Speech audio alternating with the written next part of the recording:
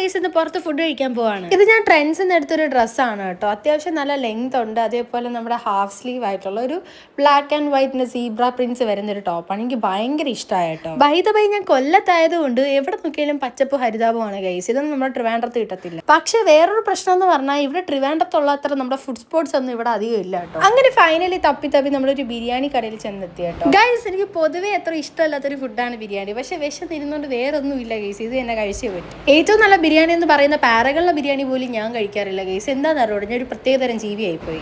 അതിന് പകരം മന്തി എന്ന് വെച്ചാലോ എൻ്റെ ജീവനാണ് ഗൈസ്. മന്തി ഇല്ലാതെ ഞാനില്ല, അത്രയ്ക്ക് ഇഷ്ടമാണ്. അതിനുശേഷം അവിടെ നിന്ന് കഴിച്ചിട്ട് നേരെ വീട്ടിലോട്ട് വന്ന കേട്ടോ. വീട്ടിൽ സത്യം പറഞ്ഞാൽ 3:30 ആയിട്ടേ ഉള്ളൂ കേട്ടോ സമയം. പക്ഷെ കണ്ട ഒരു 5:30, 6:30 ലുക്കുണ്ട്. പിന്നെ കൊല്ലത്ത് വന്നിട്ട് മെയിൻ ആയിട്ടുള്ള കൊല്ല ഏരിയയിലോട്ട് പോയില്ലെങ്കിൽ അത് മോശമല്ലേ. അപ്പൊ നമ്മൾ നേരെ അങ്ങോട്ട് കറങ്ങാൻ തീരുമാനിച്ചു. അങ്ങനെ അവിടെ ഉള്ള ഒരു മോളിൽ കയറി നമ്മൾ മെക്ഡൊണാൾഡ്സ് കഴിക്കാൻ തീരുമാനിച്ചേ ഗൈസ്. ഇത് വേറൊന്നും അല്ല guys, full of show of ആണ്. കാരണം ഞാൻ എപ്പോൾ ക്യാമറ ഓൺ ചെയ്താലും 3 പേരും തല തെക്കോട്ടും വടക്കോട്ടും തിരിച്ചായിരിക്കും വെച്ചേക്കുന്നത് ഗൈസ്. ആദ്യം തന്നെ പെപ്സിയോ കോക്കോളയോ എന്തോ ഒരു സാധനം കിട്ടി, ഞാനത് വലിച്ചു വരെയും. ഏതോ ഒരു ഫുഡ് ബ്ലോഗർ പറഞ്ഞ് ഞാൻ കേട്ടിട്ടുണ്ട് കേട്ടോ, ആ ബണ്ണ് ഇത്രയും ഗ്ലേസിംഗ് ആണെങ്കിൽ ആ ബണ്ണ് അടിപൊളിയാണെന്ന്. പക്ഷെ പറയാതിരിക്കാൻ വയ്യ ഗൈസ്, ഒടുക്കത്തെ ടേസ്റ്റ് ആയിരുന്നു കേട്ടോ ഈ ഒരു ബർഗർ. നല്ല പുളിയും എരിവും മൊത്തത്തിൽ നല്ല ജ്യൂസി ആയിട്ടുള്ള ചിക്കൻ ആയിരുന്നു. ഏകദേശം ഒരു ബർഗറിന് 150 റുപ്പീസ് ആയിരുന്നു കേട്ടോ. അപ്പൊ എനിക്ക് നല്ല വേർത്ത് ആയിട്ട് തോന്നി. അപ്പൊ ഇത്രയേ ഉള്ളൂ ഗൈസ്. സബ്സ്ക്രൈബ് ചെയ്യാൻ മറക്കാൻ